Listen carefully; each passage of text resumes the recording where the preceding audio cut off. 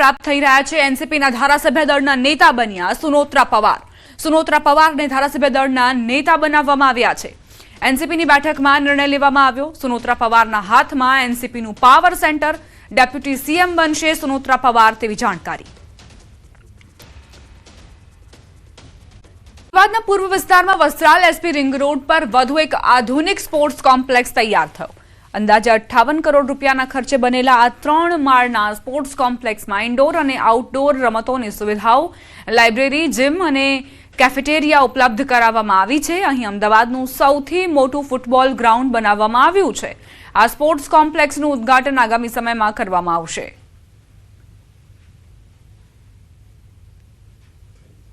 Wealth ગેમ્સની તૈયારી માટે તૈયાર થઈ રહ્યું છે। અમદાવાદના પૂર્વ વિસ્તારમાં વસ્ત્રાલ સ્પોર્ટ્સ કોમ્પ્લેક્સ બનીને તૈયાર થઈ ચૂક્યું છે, જેનું લોકાર્પણ ટૂંક જ સમયમાં થશે। સ્પોર્ટ્સ કોમ્પ્લેક્સ કેવું હશે તે આપને બતાવી રહી છું। વસ્ત્રાલ એસપી રિંગ રોડ ઉપર ખાસ કરીને 43,890 ચોરસ મીટરમાં બનાવેલું આ અદ્યતન સ્પોર્ટ્સ કોમ્પ્લેક્સને આપ જોઈ રહ્યા છો કે જ્યાં વિશેષ સુવિધાઓ હશે। રમતવીરો પ્રેક્ટિસ કરી શકે તે માટે ખાસ કરીને અહીં રનિંગ ટ્રેક બનાવવામાં આવ્યો છે અને ફૂટબોલ ગ્રાઉન્ડ બનાવવામાં આવ્યું છે।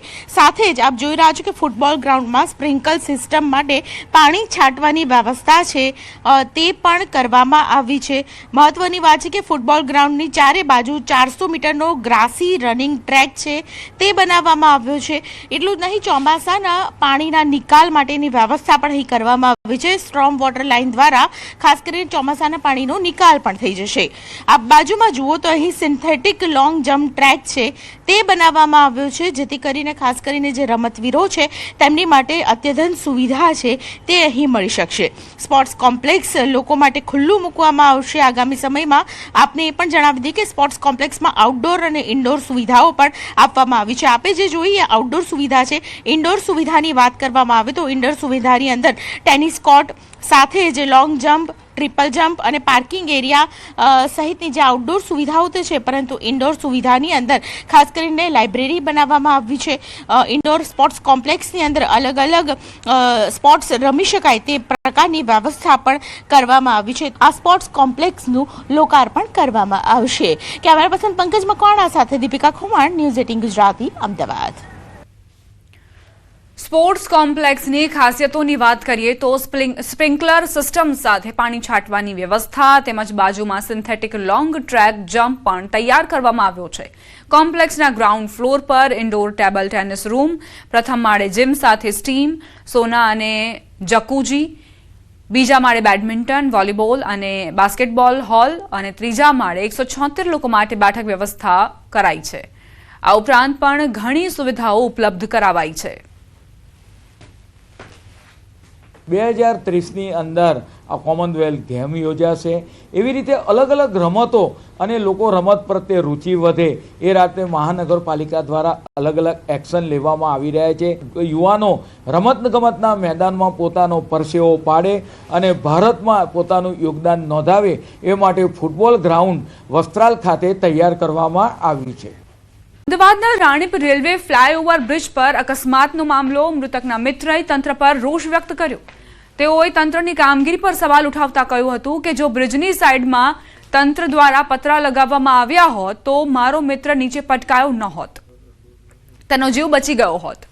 બીજી તરફ તંત્ર દ્વારા એસજી હાઈવે પર આવેલા ફ્લાયઓવર બ્રિજ પર પતરા લગાડવામાં આવ્યા છે, પરંતુ રાણીપ બ્રિજ પર હજુ સુધી કોઈ પતરા લગાવવામાં નથી આવ્યા।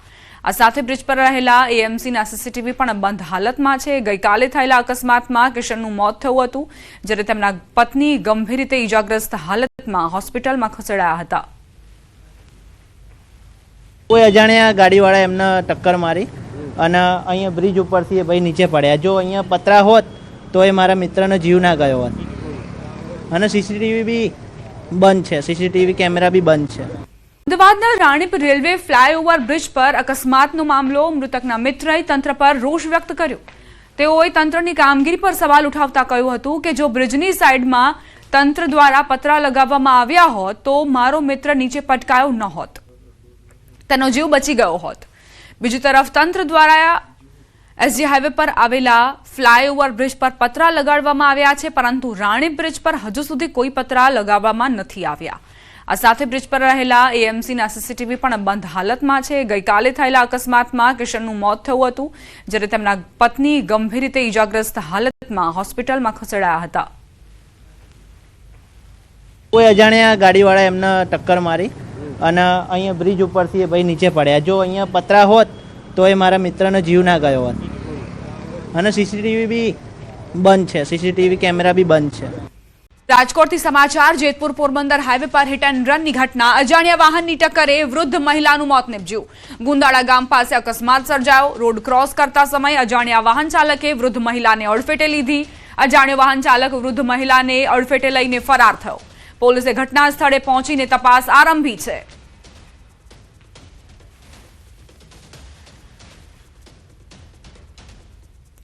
વડોદરાથી વાઘોડિયા તરફ જતા રોડ પર અકસ્માતની ઘટના. પૂરપાટ ઝડપે કાર લઈને આવતા વિદેશી વિદ્યાર્થીએ રિક્ષા ચાલકને અડફેટે લીધો. સદનસીબે રિક્ષા ચાલકનો જીવ બચી ગયો.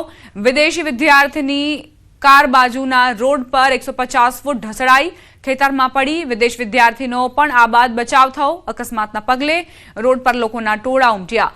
વિદેશી વિદ્યાર્થી વાઘોડિયાની એક ખાનગી યુનિવર્સિટીમાં અભ્યાસ કરી રહ્યો હોવાની માહિતી છે.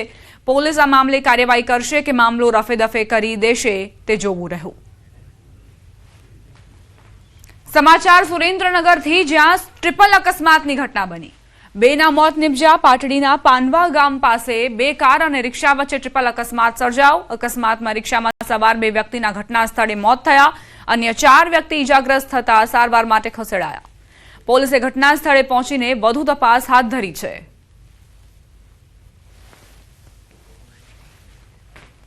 ભરૂચના અંકલેશ્વરમાં કાર અને બાઇક વચ્ચે દુર્ઘટના બની છે. ધુમ્મસભર્યા વાતાવરણના કારણે વિઝિબિલિટીમાં ઘટાડો અને અંકલેશ્વરના પાનોલી નજીક અકસ્માતની ઘટના બની. બાઇક કાર સાથે ટકરાતા ગંભીર ઈજા બાદ 2 યુવાનોના મોત નીપજ્યા. ડેઢિયાપાડાના રહેવાસી યુવકોએ પોતાનો જીવ ગુમાવ્યો. પાનોલી પોલીસે અકસ્માત અંગે ગુનો નોંધી તપાસ શરૂ કરી છે. અમદાવાદમાં પૂર્વ પતિએ પત્નીના હાલના પતિની હત્યા કરી નાખી. શહેરના સરખેજ વિસ્તારમાં ઘટના બની. પોલીસે આરોપી જાફર પઠાણ સામે ગુનો નોંધ્યો. ગુનો દાખલ કરી પોલીસે વધુ તપાસ હાથ ધરી છે. ઉપલેટાથી સમાચાર. સગી પુત્રી પર પિતાએ દુષ્કર્મ આચર્યું. 15 વર્ષની દીકરી પર સગા બાપનું 4 વર્ષથી દુષ્કર્મ. માતા બીમારીના કારણે પથારી વશ થતા પિતાએ દીકરી પર દુષ્કર્મ આચર્યું. નરાધમ પિતાએ મરજી વિરુદ્ધ કૃત્ય કરી દીકરીને ઢોર માર માર્યો. પિતાના ડર અને બદનામીના કારણે દીકરી અત્યાચાર સહન કરતી રહી. આખરે સગીરાએ હિંમત કરી મૌન તોડી પોલીસ સ્ટેશને ફરિયાદ નોંધાવી. ઉપલેટા પોલીસે આરોપીને ઝડપવા કાર્યવાહી શરૂ કરી છે. ઉપલેટાનો આ ચોંકાવનારો કિસ્સો કે જ્યાં આ નરાધમ અન્ય કોઈ નહીં પરંતુ સગો બાપ છે. તેણે પોતાની 15 વર્ષની સગી પુત્રી પર દુષ્કર્મ આચર્યું. પત્ની પથારી વશ થતા તેણે દીકરીને પોતાનો હવસનો શિકાર બનાવી. માતા બીમારીના કારણે પથારી વશ હતી. તે કંઈ પણ કરી શકે તેવી સ્થિતિ નહોતી. સગીરા બદનામીના કારણે, બદનામી ન થાય તેના કારણે આ તમામ અપરાધો, આ તમામ અત્યાચારો સહન કરતી રહી. સંવાદદાતા મુનાફ જોડાઈ ગયા છે વધુ જાણકારી સાથે. મુનાફ, આ ચકચારી ઘટના, શું વિગતો?